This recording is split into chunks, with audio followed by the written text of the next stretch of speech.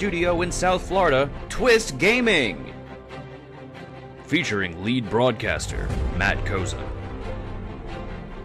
Co-host and creative genius, Josh Perry.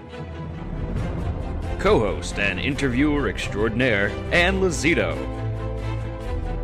Co-host and marketing mogul, Aaron Murphy. With appearances from special guest, Lucy. Welcome to Twist Gaming, where you get to play board games with us. Good evening, everyone, and welcome. This is Twist Gaming, where you get to play board games with us. We're coming to you live here from our studio in sunny South Florida, bringing you our first impression session of our Spotlight stream. If you don't know what that is, our Spotlight stream is our first look at games just coming out into the biz, and tonight we had the chance to show off Smartphone Inc., so if you haven't had a chance to watch our Spotlight, pause right now, go watch the VOD, and enjoy our playthrough and watch me win. Spoiler alert.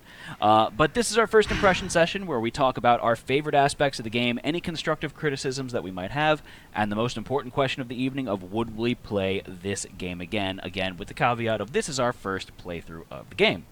And finally, before we go any further, I would like to say big thank you to Arcane Wonders and Smartphone Inc. for sponsoring this stream and all of this week's streams here at Twist Gaming.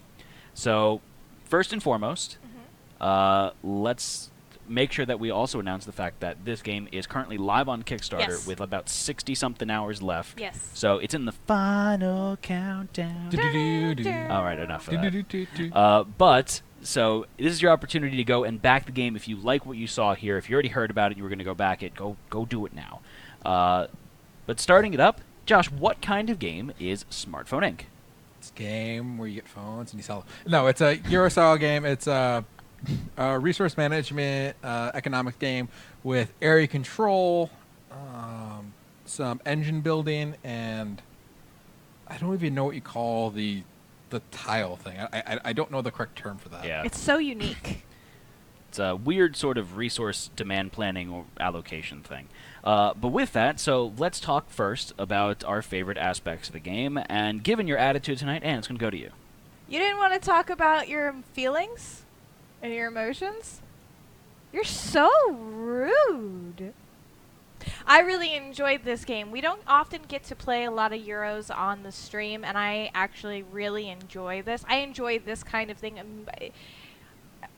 In college, when we were learning about business, a lot of the teachers would use games in order to reinforce particular concepts.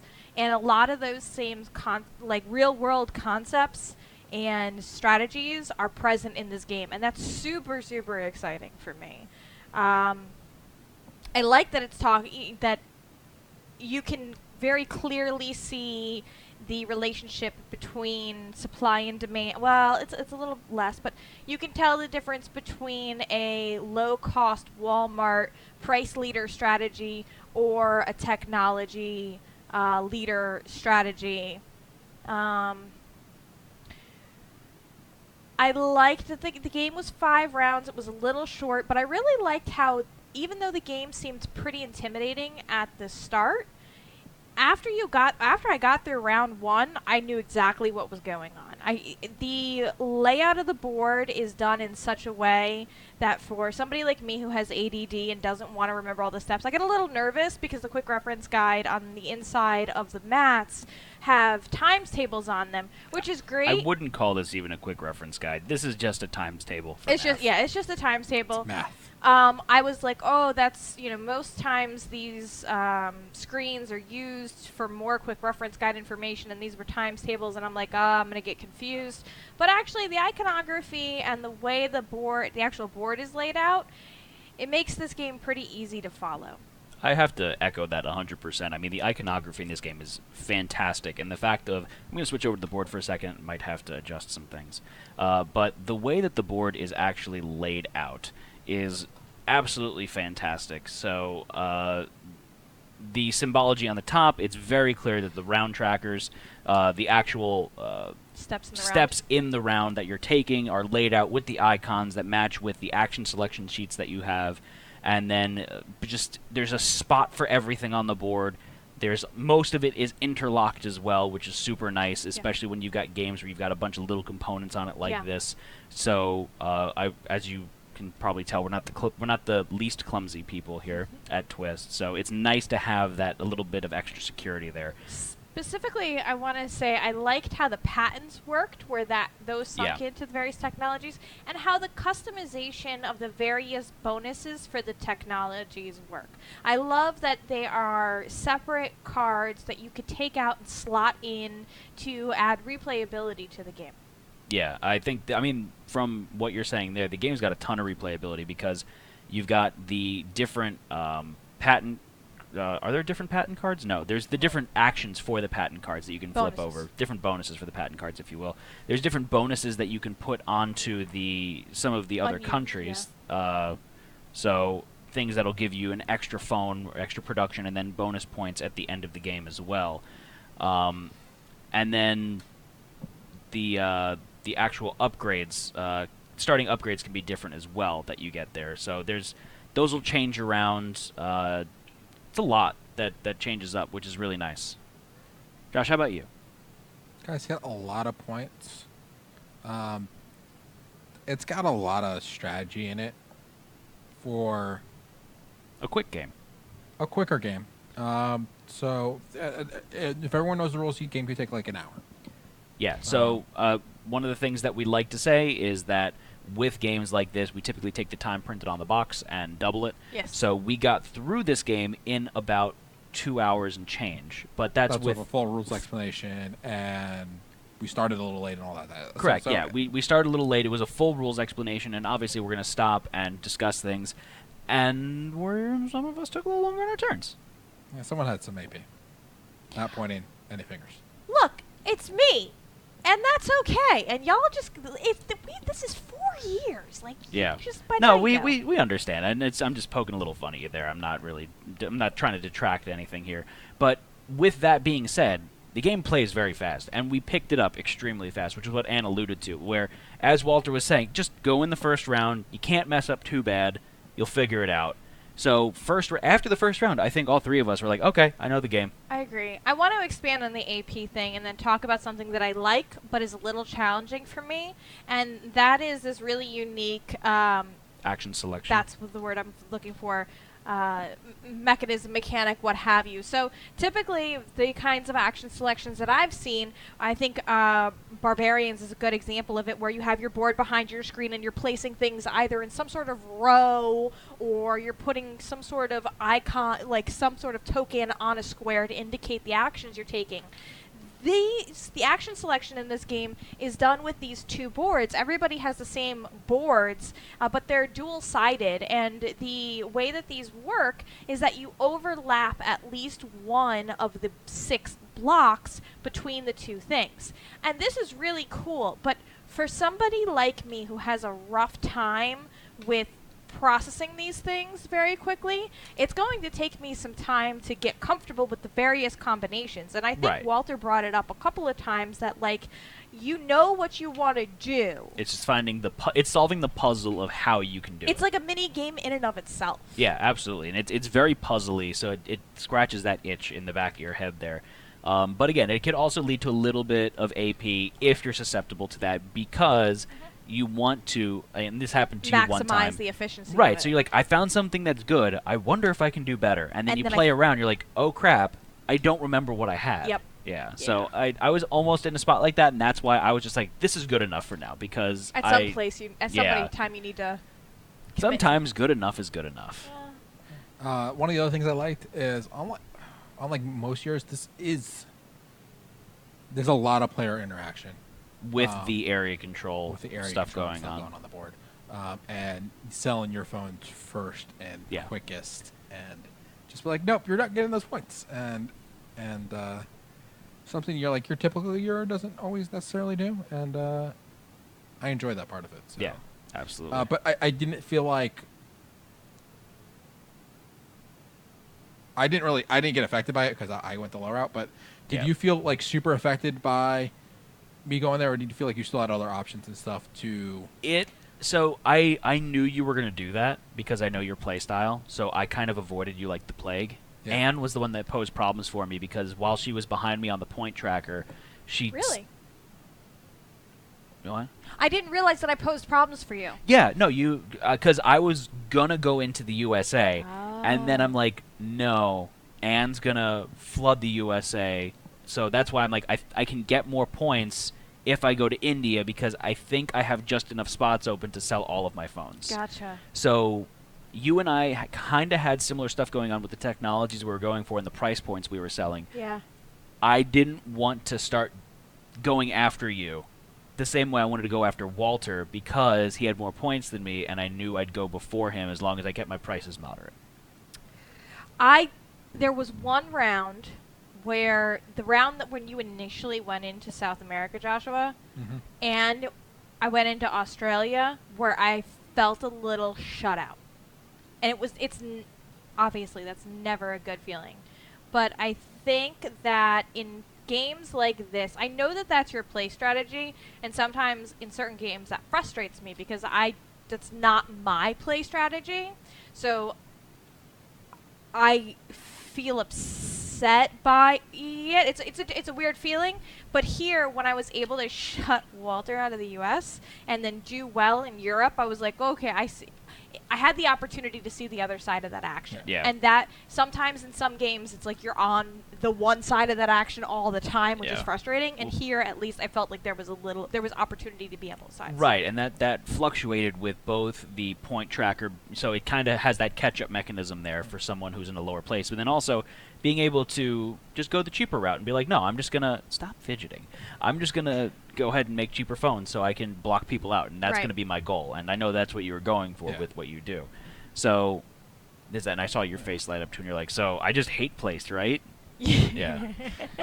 So moving. Oh, sorry, you got more. A point of Anne when we did that switch. That was really early game before we had that.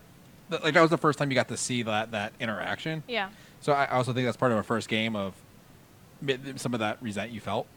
And if you knew in a future game, you kind of would plan a little bit more You're right. differently. Yeah. No, I agree.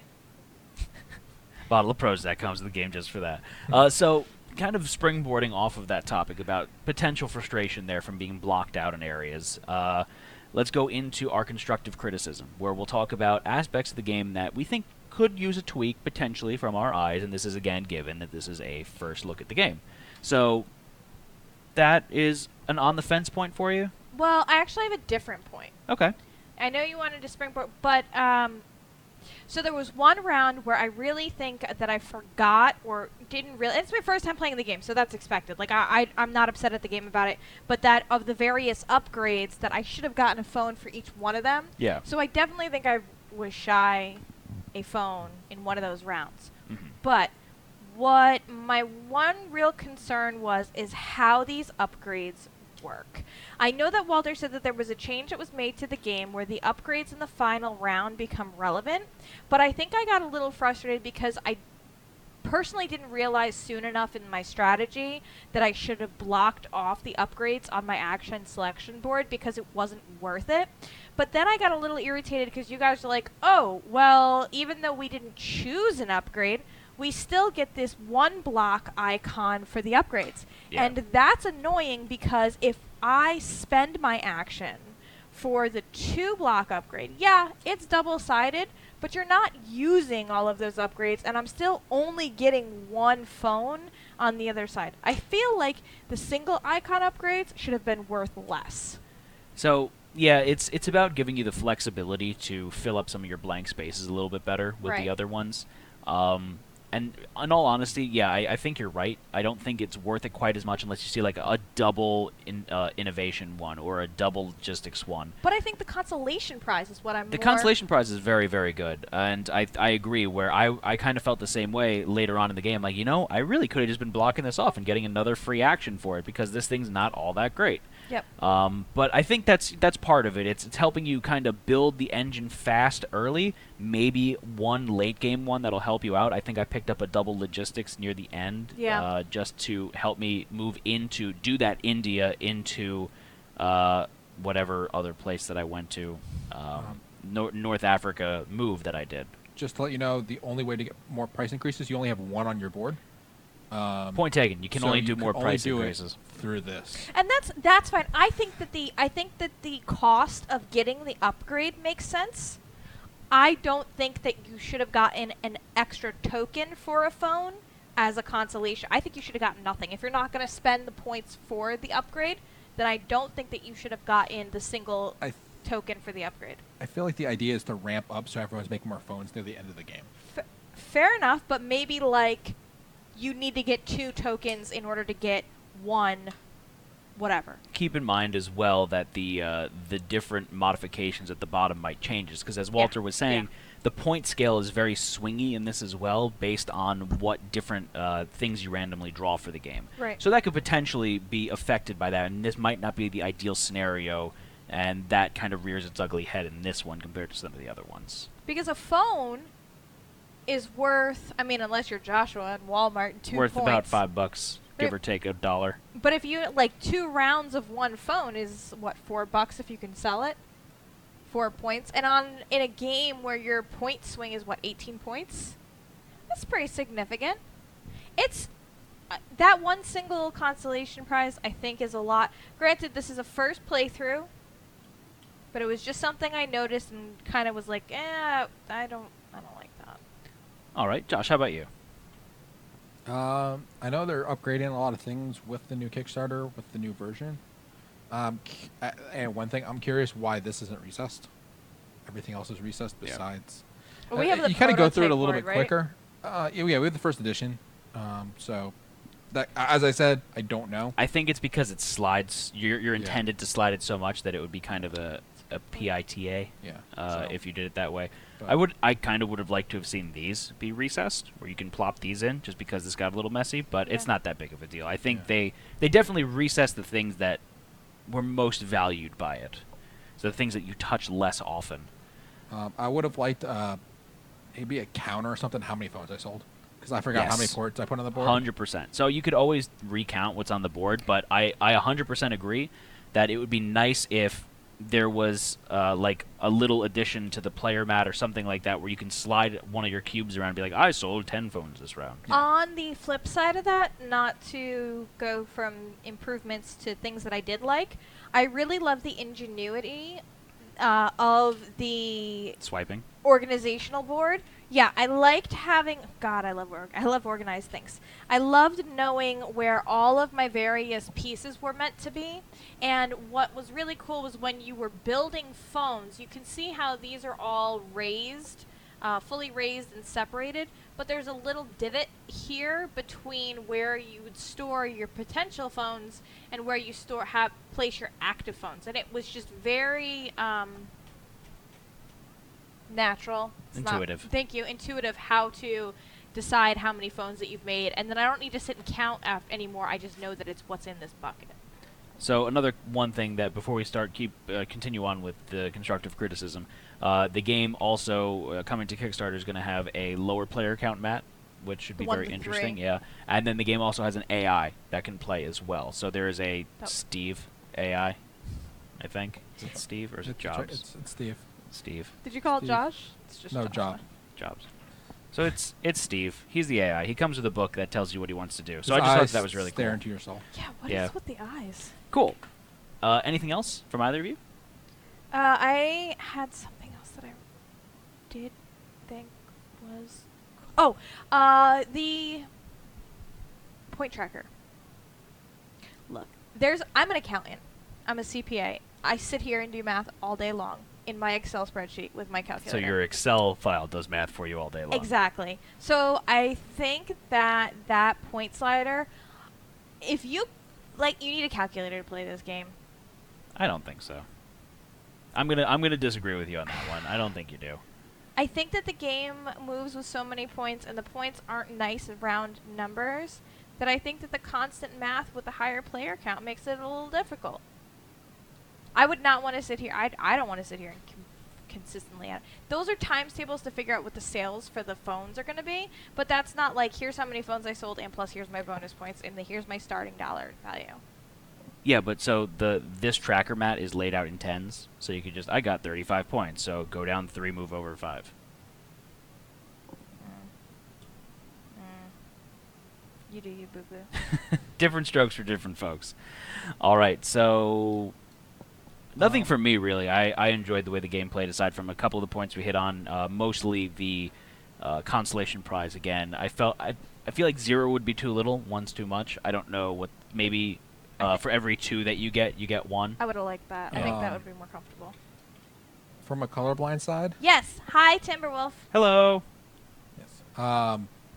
Colorblind side? It's Christmas. I don't care for the transparency, only because it makes it harder for me to see them. I know you can't tell, but that's a really beautiful green, in case you're wondering. And it looks like a gray to me. And depending on the background it's on, it can get really dark, and I can get it confused with my black. Oh, that's interesting. And the same with the red. It's really dark, and if it has a dark background behind it, it makes it darker, and it's hard for me to read. Interesting. So I can't tell at first glance easily which pieces are mine and which is Matt's. The green I can tell a little bit better because it's pretty transparent. Which one's green and which one's red? This one's red, this one's green. I can tell, but like it's just more of Less how it's laying on the board and how, especially the lighting in the studio. So that's another thing. We've got studio lighting in here. The majority of people aren't going to have these bright LEDs shining in their face and glaring off the board at them. Yep. It would be cool if there was a different shape building for the different players that maybe coincided with what you see on your player shields. They're talking that's they're talking about minis and a couple of different components with the Kickstarter and the stretch goals, so That's that true. would be interesting. yeah. All right. Just to say, like, none of us has really looked at the Kickstarter to see what the new stretch goals are. So Very true.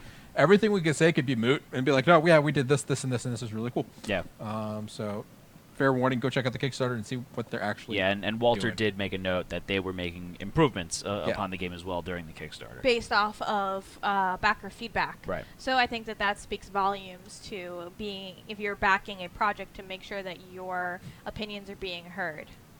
So our viewers at home are saying, looks like 4 players on the board. We did have Walter from Arcane Wonders on remote, and he was playing with us and teaching us the game. So that video's on video on demand if you want to check that out and see how the game is actually played. Center, it must be played on purple velvet as well. Yeah, that's a requirement for the game.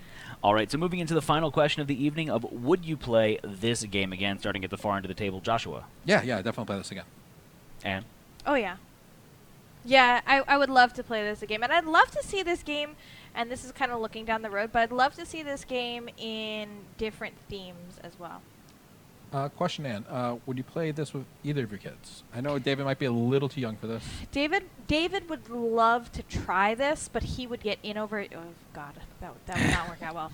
I would love to play this with Michael. And like I was saying, like we would play games like this to reinforce marketing concepts. I think this would be a great classroom game for about economics. I think that there are some points that could have been strengthened by retooling the technologies and how that shuts certain things out, or by tying some of these concepts a little bit stronger to demand or regional preferences. Like, so when we were talking about technology and the value of it, I would have liked to see technologies less available or variably available in different countries based on player count.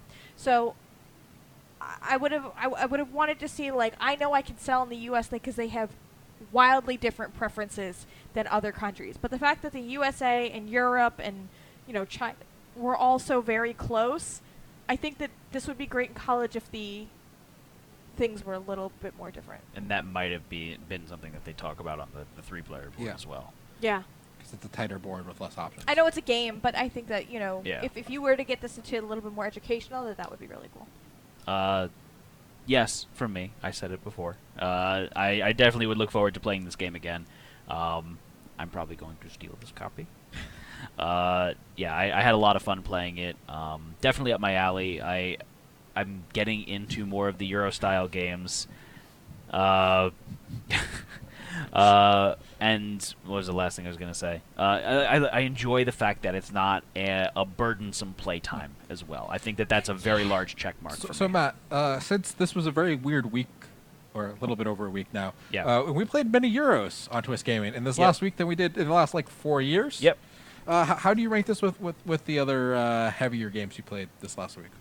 So I would definitely put this in my top for the heavier games that we've played. Really? Okay. Not just in the past week, but kind of across the board. Really? I definitely enjoyed this one greatly. Is that just because you won?